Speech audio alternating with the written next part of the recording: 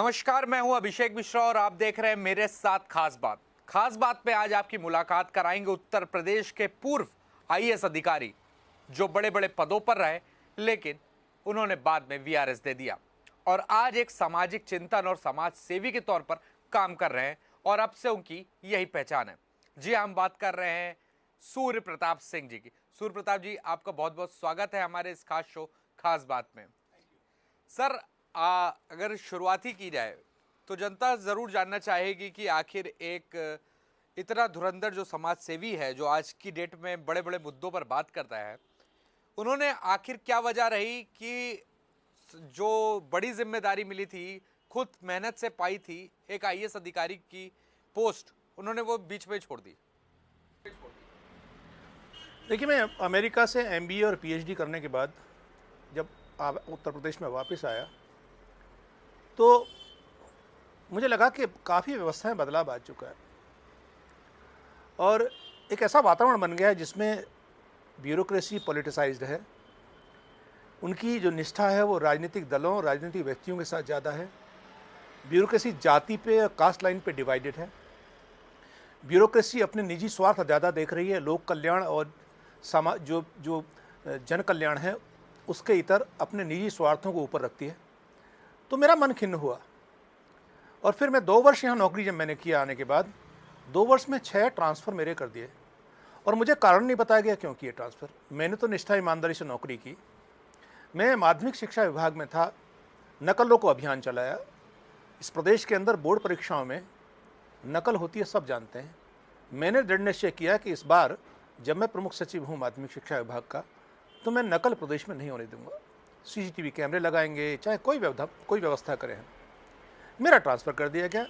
मैंने 195 केंद्रों को ब्लैकलिस्ट किया। मुझ पे आरोप लगाया गया कि आपने जाति विशेष के सारे कॉलेजेस को ब्लैकलिस्ट कर दिया, जबकि उनके खिलाफ रिपोर्ट 3 वर्ष पुरानी थी। तो ऐसे बहुत सारे मुद्दे आते रहे जिसमें मैंने चेक डैम के में जो भ्रष्टाचार था, 40% check dam minor irrigation department में, वो मौके पे बने ही नहीं हैं। उनकी जांच बैठाई मैंने, जांच बैठाई तो मुझे वहाँ से ट्रांसफ़र कर दिया गया। तो मुझे लगता है कि जब भी भ्रष्टाचार के खिलाफ कोई कार्रवाई का मन बनाया या कदम उठाया मैंने, मेरा ट्रांसफ़र हो जाता था। मुझे लगा कि अब व्यवस्था इतनी ख़राब हो गई है कि व्यवस्था के अंदर रह के आप सोचे सुधार कर सकते हैं, तो वो संभव नहीं लगा। इसलिए मैंने स्वैच्छिक सेवानिवृत्ति के लिए सरकार को 8 मुद्दे उठाए भ्रष्टाचार के। मैंने इन पर जाँच कराई जाए, अगर आप जाँच करा के कार्रवाई नहीं करते हैं तो मेरा जो ये स्वैच्छिक सेवानिवृत्ति का प्रार्थना पत्र स्वीकार कर लिया जाए। जब ये वीआरएस लिया, आपको कुछ मलाल नहीं लगा कि एक आदमी, एक इंसान अब अधिकारी बनने के लिए बड़े बड़े सपने बचपन से देखता है, पढ़ाई करता है, मेहनत करता है, आपने एकाएक वीआरएस लेकर कहीं ना कहीं आप जो काम कर सकते थे एक आधिकारिक तौर पर, वो अब आप नहीं कर पा रहे हैं? देखो, इतनी बड़ी नौकरी है और ये मेरी तीसरी नौकरी है। मैंने आईएफएस में रहा हूँ, आईपीएस में रहा हूँ। इतनी बड़ी नौकरी को छोड़ने में 10 बार विचार करना पड़ता है। लोग 2 महीने के लिए, 3 महीने के एक्सटेंशन के लिए दिन रात एक कर देते हैं। विचार किया मैंने, परिवार से डिस्कशन किया। बहुत बहुत कठिन निर्णय था ये। और ये निर्णय मैंने जो लिया, मुझे एक संस्था द्वारा सुभाष चंद्र बोस के ऊपर कार्यक्रम किया था लखनऊ में। वहाँ मैं एक भाषण दे रहा था। भाषण देते देते मन में विचार आया कि इस देश में अगर लोकतंत्र को जिंदा रहना है तो भ्रष्टाचार से को मिटाना होगा। लोकतंत्र को जिंदा रहना है तो माफिया को बाहर करना होगा, मसल पावर को बाहर करना होगा। और इसको करने के लिए जन जागरण, जन जागरूकता, लोगों को जगाना पड़ेगा, अवेयर करना पड़ेगा, इकट्ठा करना पड़ेगा। मुझे लगता है सरकारी नौकरी में रह के वो संभव नहीं लग रहा था मुझे। अनिल यादव जो लोक सेवा आयोग के अध्यक्ष थे, जो जाति आधारित भर्तियाँ कर रहे थे, जो भ्रष्टाचार मचाए हुए थे, उनको हमने जन आंदोलन के माध्यम से, यद्यपि न्यायालय का आदेश हुआ, उनको हटा दिया हमने। तब मुझे लगा कि जन आंदोलन और जनशक्ति में इतना प्रभाव है, इतना इसमें ताकत है कि वो वास्तव में परिवर्तन ला सकती है। इसीलिए मैंने ये कठिन निर्णय था, आप सही कह रहे हैं, इसको बहुत कठिन निर्णय था, लेकिन कई बार कठिन निर्णय लेने पड़ते हैं। और ये देश के लिए, देशभक्ति को देखते हुए, लोक कल्याण के हित में मैंने निर्णय लिया और मुझे कोई पछतावा नहीं है इसका। सर, अब तो बत्तियाँ, लाल बत्तियाँ हट गई हैं। पहले आप जब थे तब लाल बत्ती हुआ करती थी, नीली बत्ती हुआ करती थी। बत्ती जाने का कितना गम था? देखिए, मैं ट्रांसपोर्ट कमिश्नर भी रहा हूँ और उस वक्त माननीय कल्याण सिंह जी मुख्यमंत्री थे और ट्रांसपोर्ट मिनिस्टर भी थे। उन्होंने प्रदेश के अंदर नीली बत्तियों को हटाने का आदेश दिया था। और आपको जानकारी होगी, सारा प्रदेश भी जानता है कि उस वक़्त की रूलिंग पार्टी के बहुत बड़े नेता की नीली बत्ती हजरतगंज चौराहे पे मैंने उतरवाई थी। बहुत हा-हुल्ला हुआ था और वो एक सांकेतिक थी, कोई अपमान करना नहीं था कि बड़े आदमी को उतरेगी तो छोटे अधिकारी स्वयं उतारेंगे। मुझे लगता है कि वीआईपी कल्चर का अंत करके चाहे जो भी सरकारें हैं, उन्होंने निर्णय अच्छा लिया है, लेकिन मुझे लगता है कि मुझे तो मलाल नहीं है, लेकिन सरकारों को, जनप्रतिनिधियों को, मंत्रीगणों को कई बार लगता है कि हूटर बजाते हैं अभी भी, उनको मलाल है। वो टोल बूथ है वहाँ पे निकलने की कोशिश करते हैं 10 गाड़ियों 20 गाड़ियों के साथ में। अभी आपने देखा होगा कि बहुत बड़े नेता जो विपक्ष में हो गए, पहले मुख्यमंत्री भी रहे हैं, वो 200 गाड़ियों के साथ टोल बूथ क्रॉस कर गए। ये सब वीआईपी कल्चर का ही प्रतीक है, लेकिन मुझे स्वयं व्यक्तिगत रूप से इसमें प्रसन्नता है, कोई मुझे मलाल नहीं है इसमें। सर, प्रधानमंत्री नरेंद्र मोदी वीआईपी कल्चर के लिए जिस तरह लड़ाई लड़े और उन्होंने जो जिस तरीके का निर्णय लिया, ऐतिहासिक निर्णय कहा जा सकता है, उसको सूर्य प्रताप सिंह किस तरीके से देखते हैं? ये अंग्रेज चले गए देश से, अब सामंतवादी व्यवस्था नहीं है, अब कोई ऐसी साम्राज्यवादी व्यवस्था नहीं है। अब अंग्रेजों के जाने के बाद अंग्रेज लगाते थे लाल बत्ती नीली बत्ती, क्योंकि उनको पहचान चाहिए होती थी, लेकिन अब वो व्यवस्था खत्म हो गई है। मुझे लगता है कि ये बहुत अच्छा निर्णय है और ये निर्णय मैं उम्मीद करता हूँ कि ये लागू रहे, क्योंकि पता नहीं चलता है कब कौन सी सरकारें कब अपने निर्णय बदल दें और उसको जस्टिफाई करना शुरू कर दें। और आजकल एक फैशन और चल गया है, कोई भी निर्णय लें उसको कहने की कोशिश की जाती है कि ये राष्ट्र हित में है, जनहित में है, चाहे वो राष्ट्र के खिलाफ हो या लोकतंत्र के खिलाफ हो।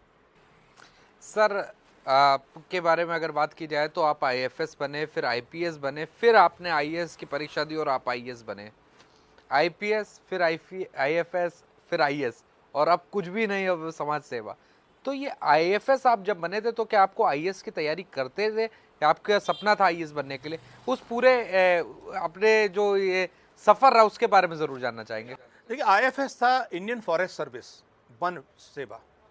ये मैंने जब पढ़ाई के तुरंत बाद दे दिया और कोई विशेष तैयारी नहीं की थी उसके लिए। तो जब उसमें सिलेक्शन हो गया तो मुझे लगा कि थोड़ा और परिश्रम करूंगा तो हो सकता है आईएएस में सिलेक्शन हो जाए, क्योंकि आईएएस एक बड़ा स्पेक्ट्रम प्रदान करता है सेवा का, जिसमें हर डिपार्टमेंट, हर क्षेत्र, हर गांव, शहरी क्षेत्र में सब जगह काम कर सकते हैं आप। हर क्षेत्र में आप समझ सकते हैं 161 एक्ट हैं पूरे देश के अंदर।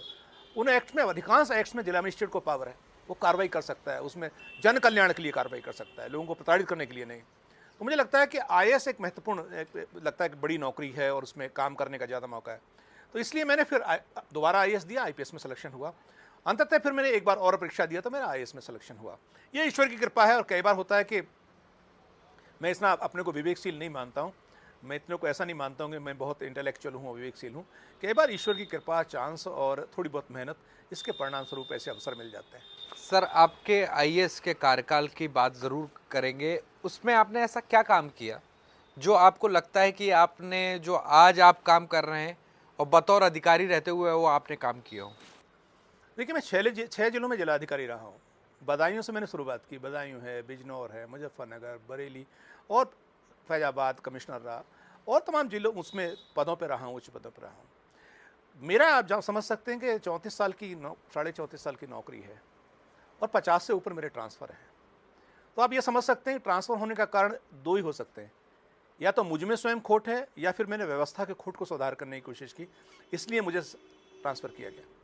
मुझे लगता है कि अब जनसामान्य लोगों की लोकप्रियता, जितने युवाओं में का मुझे साथ मिल रहा है, मुझे लगता है कि वो व्यवस्था परिवर्तन चाहते हैं और वो जानते हैं, उससे यह आभास भी होता है कि वो मेरे साथ हैं।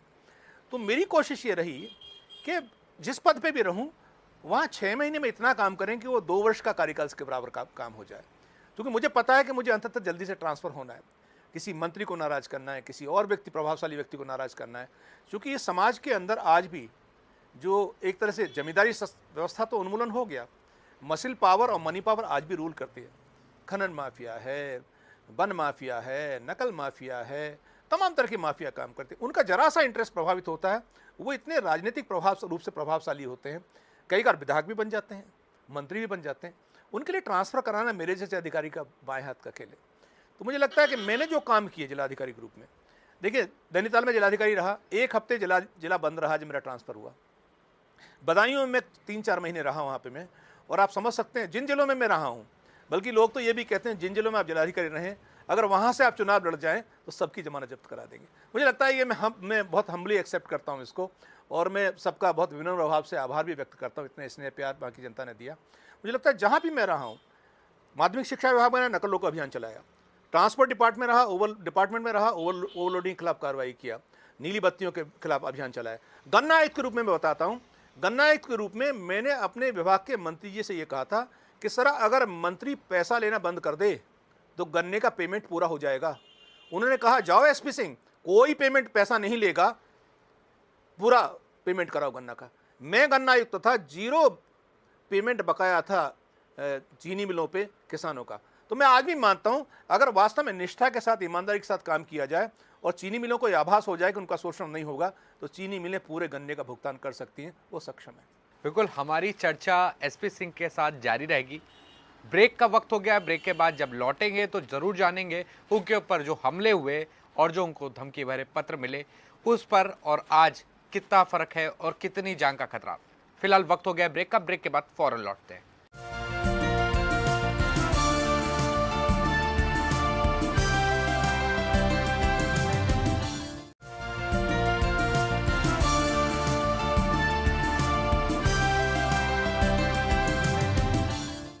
स्वागत है एक बार फिर आपका। हमारे साथ हैं पूर्व आईएएस और मौजूदा समय में समाज सेवी एसपी सिंह। एसपी सिंह साहब, आपका बहुत बहुत स्वागत है।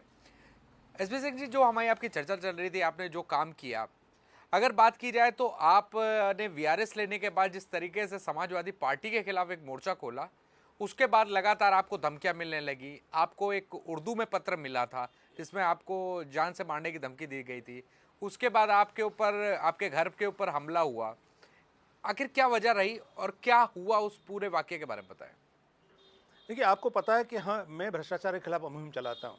उसमें खनन माफिया है, उसमें नकल माफिया है, उसके अंदर शराब माफिया है, उसमें पंजीरी माफिया है। तम सबके खिलाफ में अभियान हमने छेड़ा है, और मुद्दों को सार्वजनिक रूप से मैंने टीवी के माध्यम से, अखबारों के माध्यम से, गोष्ठियों के माध्यम से इनको चैलेंज किया है। अब पता नहीं कब किसका कहाँ इंटरेस्ट प्रभावित हो जाए। प्रभावशाली लोग हैं, और मुझे लगता है कि चाहे कुछ भी हो, पिछली सरकार, क्योंकि उन्होंने 2 वर्ष में मेरे 6 ट्रांसफ़र किए, मुझे कारण भी नहीं बताया, और मैंने अपनी समझ से अच्छे निष्ठा से काम किया। तो मुझे लगता है कि पूर्व सरकार जब हटी है, चाहे कोई माने अथवा ना माने, वर्तमान सरकार के आने में सूर्य प्रताप सिंह का अंशमात्र भी सही, लेकिन योगदान अवश्य है। तो मुझे लगता है कि सरकारों को, जो पूर्व सरकारें नहीं हैं, उनको लगता है कि सूर्य प्रताप सिंह ने हमारा नुकसान किया, और वो उनके गुंडे कुछ हो सकते हैं, उनके शुभचिंतक हो सकते हैं। उन लोगों ने मेरे घर पे हमला किया, बंदूक से हमला किया, गोलियां लेके आए, वो धमकियां, गाली गलौच मेरे साथ की। मुझे नैनीताल में गया था, मैंने तय किया था कि मैं कुछ अच्छे कैंडिडेट्स के लिए प्रचार करूंगा जो ईमानदार लोग हैं पूरे प्रदेश में, वो भी मैंने किया। तो फिर लोगों ने मुझे मेरे कमरे में धमकी भरा पत्र भी डाला, उर्दू में लिखा हुआ। फिर एक एमएलसी हैं पूर्व सरकार के, जो समाजवादी पार्टी के, उन्होंने मेरे साथ मुझे धमकाया, मुझे जान से मारने की धमकी दी उन्होंने फ़ोन पे मुझे। वो भी एफआईआर दर्ज है, 3 एफआईआर दर्ज हैं। एक खेद का विषय है, सरकारें पूर्व में भी थी, सरकारें वर्तमान भी है। वर्तमान सरकारों में भी, उत्तराखंड में भी एक एफआईआर है, 2 एफआईआर इस सरकार में यहाँ की हैं, लेकिन कोई भी अभियुक्त सीसीटीवी कैमरे में कैद हैं, गिरफ्तार नहीं हुआ है। आप समझ सकते हैं कि अपराधी कितना प्रभावशाली है। वो आज भी सरकारों को प्रभावित करता है और वो कानून के चंगुल से बच जाता है। इसी से जुड़ा एक सवाल, अफसरशाही में रहते हुए आपके क्या हाथ बंधे हुए थे, और इस तरीके के हाथ क्या सभी अधिकारियों के बंधे रहते हैं राजनीतिक दबाव के चलते? देखिए, राजनीतिक जो प्रभाव है वो कुछ हद तक रहता है और हम लोग निभाते भी हैं उसको, लेकिन दिक्कत जब होती है कि जब उसमें तानाशाही का रुख आ जाता है कि आपके विभागीय मंत्री हैं, वो वही चाहते हैं जो उनको सूट करता है। उनको सूट क्या करता है? उनको ट्रांसफ़र पोस्टिंग सूट करता है, उनको ट्रांसफ़र पोस्टिंग में पैसा लेना सूट करता है, वो धन इकट्ठा करते हैं, उनको ठेका चाहिए, वो सब चाहिए उसमें। वहाँ अगर प्रमुख सचिव नहीं मानता उनकी बात तो उनको खलता है, वही ट्रांसफ़र कराते हैं आपका। ये व्यवस्था पूर्व में नहीं थी, ये व्यवस्था अभी लागू हुई है। मुझे लगता है कि नौकरशाह रहते हुए आप अच्छा काम कर सकते हैं, अधिकार नौकरशाह आज भी अधिकांशतः काम अच्छा कर रहे हैं, लेकिन मुझे लगता है कि व्यवस्था पिछले 10-12 साल में इतनी खराब हुई है कि जिसमें जो रोल डिवाइडेड था, जो तय था कि नौकरशाह ये करेगा, जो तय था कि मंत्रीगण ये करेंगे, उसमें ओवरलैपिंग हो गया। मंत्रीगण जो विभागीय प्रमुख सचिव हैं या नौकरशाही है, उनका काम करना चाहते हैं, और जो जो नौकरशाही है वो कई बार राजनीतिक काम भी करना चाहते हैं, राजनीतिक निर्णयों को प्रभावित करते हैं, वो मंत्री बनवाते हैं, ऐसे वैसे भी लोग हैं, मंत्री बनवाते हैं, वो प्रमुख सचिव बनवा रहे हैं, वो तमाम ऐसे ऐसे रोल भी प्ले कर रहे हैं। तो मुझे लगता है कि ओवरलैपिंग हो गया है और इस प्रदेश के अंदर नौकरशाही और भ्रष्ट नेतागणों का, रियल इस्टेट एजेंट्स का, माफिया का एक ऐसा गठजोड़ है जिसने इस लोकतंत्र को इस प्रदेश के अंदर उसको तबाह करके रख दिया है। सर, अधिकारी और सरकार के बीच में जो रिश्ते होते हैं वो बड़े काम करते हैं, पॉलिटिकल मास्टर्स माने जाते हैं। कुछ अधिकारी तो माना जाता है कि वो उनके मैनेजर्स हैं। इससे आपने अपने इतने लंबे कार्यकाल में ज़रूर देखा होगा, और इस पर आपकी क्या राय है? देखिए, जो व्यवस्था खराब होती है, नौकरशाही में पहले ऐसा नहीं होता था। अब व्यवस्था ये खराब हुई, ये नहीं कि आपको मंत्रीगण या मुख्यमंत्री या पूर्व सरकारों में जो प्रभावशाली राजनीतिक लोग थे प्रभाव डाल के अपने गलत सलत काम कराते थे, ये नहीं था। ये था कि जो नौकरशाह है वो भी अपने एक बहती गंगा में हाथ धोना चाहता है। वो कहता है ये मंत्री पैसा बना रहा तो मैं क्यों ना बनाऊं, और दोनों मिलकर बनाए और व्यवस्था को चूसें, जो रिसोर्सेज है राज्य के उनको उनका अपहरण करें, उनको छिन्न भिन्न करें, तो दोनों मिलकर क्यों ना करें। ये अभी जो शुरू हुआ है, और ये मुश्किल से 1% 2% नौकरशाह हैं। ये पॉलिटिकल मैनेजर्स तो ये कहा जाता है बहुत लंबे से इस लोकतंत्र को खोखला कर रहे हैं। हाँ, लंबे लोग लंबे समय तक लोकतंत्र को खोखला कर रहे हैं उत्तर प्रदेश में। सर, एक चीज़ आपसे जरूर जानना चाहेंगे, क्योंकि आप अधिकारी रहे, हालांकि अब आपका जो रोल है वो चेंज हो चुका है, तो इस रोल में रहते हुए आप ज़रूर उस बारे में बताएं कि अधिकारी और जो बैठता है बड़े बड़े पदों पर जनता के बीच, क्योंकि वो वो पब्लिक सर्वेंट कहा जाता है कि जो अधिकारी है, लेकिन पब्लिक से उसका जो संवाद होता है वो बहुत ही ख़राब होता है, बल्कि दूरी कही जा सकती है। इस दूरी के बारे में आप क्या कहेंगे, क्योंकि जनता के पैसे अधिकारी की जेब में जाते हैं लेकिन काम नहीं होता? ठीक कह रहे हैं। देखो, नौकरशाहों को ये समझना पड़ेगा कि अब अंग्रेजों का शासन नहीं है, अब शासन लोकतंत्र में लोकतांत्रिक व्यवस्था का शासन है। उनको समझना पड़ेगा आप इस वक्त शोषक नहीं है, आप सेवक की भूमिका में है। लेकिन वो नौकरशाह जब बैठता है बड़ी बंगलों में, बड़े ऑफिस में, एयर कंडीशन दफ्तर में, वो जनता से कट जाता है। अब लेकिन जब उससे काम चल सकता है, अब ये नई व्यवस्था लागू हुई है कि 1 या 2 जिले के मंत्री को खुश रखिए और लंबे समय तक जिलाधिकारी बने रहें। पिछली 2 सरकारों में खासकर ये हुआ कि 1-2 अधिकार, जनता से मिलो ना मिलो, जनता से कट ऑफ रहो, कोई मतलब नहीं, अपनी कुर्सी बरकरार। सर, अभी भी लंबी फेरिस्त है जो अभी जमे हुए हैं अधिकारी, उनके ऊपर भ्रष्टाचार के तमाम मामले हैं, लेकिन वो जमे हुए हैं। आपकी मुलाकात भी हाल फिलहाल में मुख्यमंत्री से हुई थी, आप लोग मिलते भी रहते हैं समाज सेवी के तौर पर, और पूर्व आप अधिकारी रहे, क्या आपने इस बारे में उनसे चर्चा नहीं की? आपने बताया कि इस तरीके से डैमेज हो रही है? देखिए, पूर्व दो सरकारों में जो व्यवस्था चरमराई थी, हमारी अपेक्षा और जनता की अपेक्षा ये है कि वर्तमान सरकार उसको पूरा करेगी। वर्तमान सरकार ने 2 मुद्दे, भ्रष्टाचार और गुंडाराज, 2 मुद्दे उठाए और 2 मुद्दे पे सरकार आई है। आप देख रहे हैं कि जो गुंडाराज है उसके प्रति सरकार ने कार्रवाइयाँ की हैं, लेकिन सरकारी किरकिरी बहुत हुई है। और भ्रष्टाचार का जहाँ तक प्रश्न है, कुछ सीबीआई की इंक्वायरी वगैरह हुई है, लेकिन कोई भी बड़ा अधिकारी अभी तक, या नौकरशाह या मंत्रीगण पूर्व सरकारों के या पूर्व सरकारों के बड़े बड़े नेतागण, कोई भी जेल नहीं गया। तो मैं कैसे मानूं कि अभी दोनों मुद्दे जो हुए थे, अभी 6 महीने हुए सरकार को, तो अभी अपेक्षा है, चूंकि 4.5 साल अभी और है। लेकिन विल पावर भी नहीं दिख रही ना सर, ये लग रहा है कि सिर्फ आते ही खाना पूर्ति कर दी गई है, फाइलें उठा के मामले उठा दिए गए, मीडिया में आ गए कि भाई इस पर कार्रवाई करी जा रही है, लेकिन आपको लग रहा है कि सच में वो काम हो रहा है? देखिए, अभी देखो, सरकार, जनता सब देख रही है। लोकतंत्र में ये सही है कि जनापेक्षाएं बहुत ज़्यादा हैं वर्तमान सरकार के लिए, और वर्तमान सरकार ने बड़े बड़े वादे करके इस 6 महीने में अपने को और दबाव में ले लिया है। तो इन अपेक्षाओं को और इस दबाव को हैंडल करना आसान नहीं है। देखिए, गोरखपुर में बच्चों की मौतें हुई हैं, सरकार की बहुत किरकिरी हुई, उल्टे सीधे बयानबाजी हुई, सरकार की किरकिरी हुई, सरकार ने कार्रवाइयाँ की, वो ठीक है, लेकिन जो बड़े हैं, लोगों की अपेक्षा थी बड़ों पे कार्रवाई होगी, बड़े नौकरशाहों पे कार्रवाई होगी, बड़े ऊपर जो राजनीतिक लोग उन पे कार्रवाई होगी, नहीं हुई वो कार्रवाई। तो जनता सब देख रही है, और जनता को, चूंकि अभी सरकार के पास 4.5 साल का वक्त है, वो तो पूरा 4.5 साल काटेगी, और जनता को भी देखना पड़ेगा। देखिए, जनता को हल्के में नहीं आंकना चाहिए, कभी टेकिंग फॉर ग्रांटेड नहीं करना चाहिए जनता को। मैं सारी सरकारों को आगाह करता हूँ चाहे वो प्रदेशों में है चाहे केंद्र में है, कि जनता को हल्के में मत लीजिए आप। जनता को कठिनाई होगी, वो 5 साल तक आपको झेलेगी, लेकिन 5 साल के बाद अगर अपेक्षाएं पूरी नहीं हुई तो गद्दी से उतार फेंकेगी। वक्त हो गया एक ब्रेक का। ब्रेक के बाद फौरन लौटते हैं। हमारे साथ है एसपी सिंह और बातों का सिलसिला जारी रहेगा। ब्रेक के बाद लौटने के बाद उनसे जरूर जानेंगे बतौर समाज सेवी उनका आगे का क्या लक्ष्य है। फिलहाल वक्त है बिग ब्रेक का।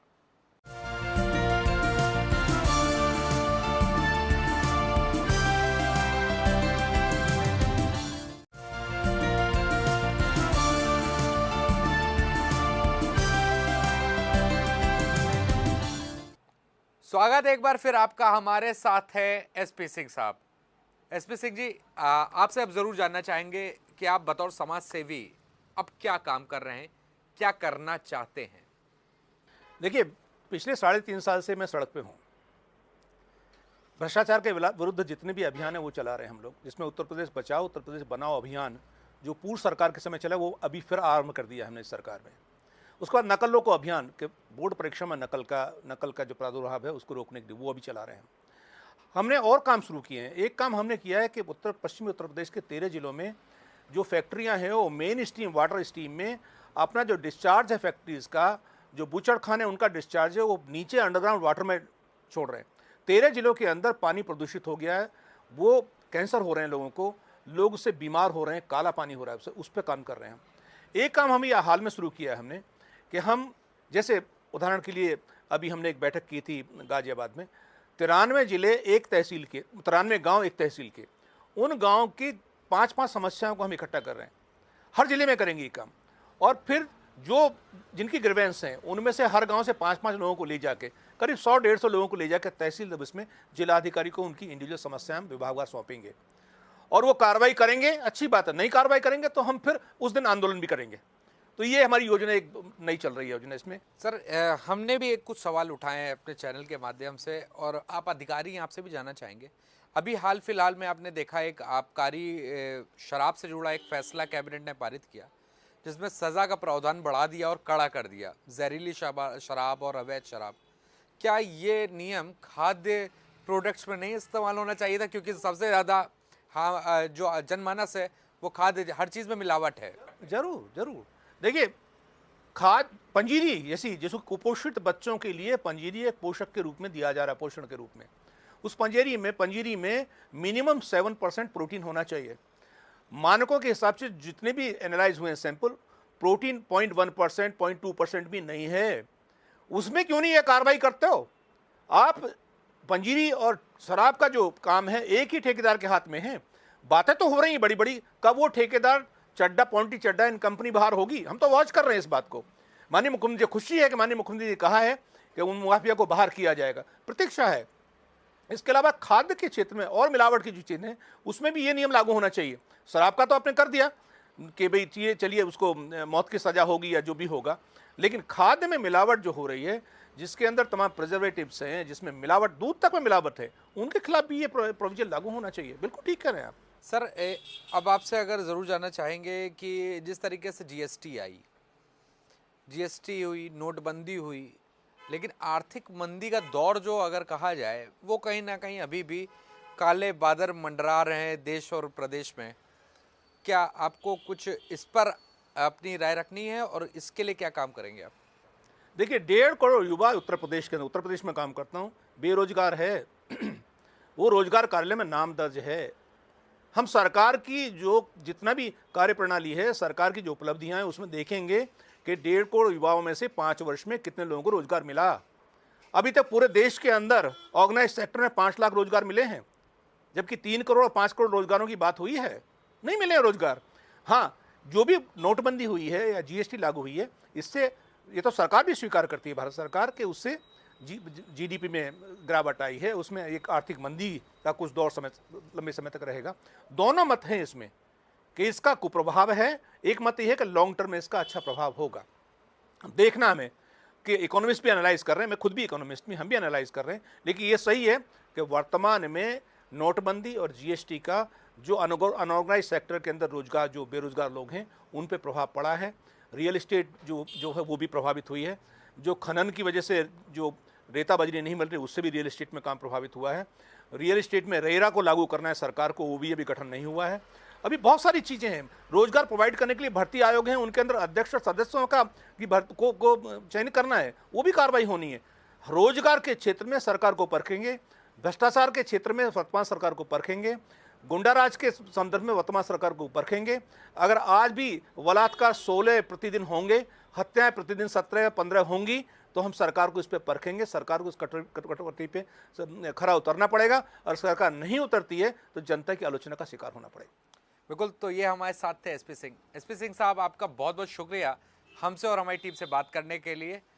फिलहाल इस शो को ख़त्म करने का वक्त आ गया। अगली बार आपकी मुलाकात कराएंगे एक और नई शख्सियत के साथ। फिलहाल हमें और हमारी टीम को दीजिए इजाज़त, और खबरों के लिए देखते रहिए लाइव टुडे।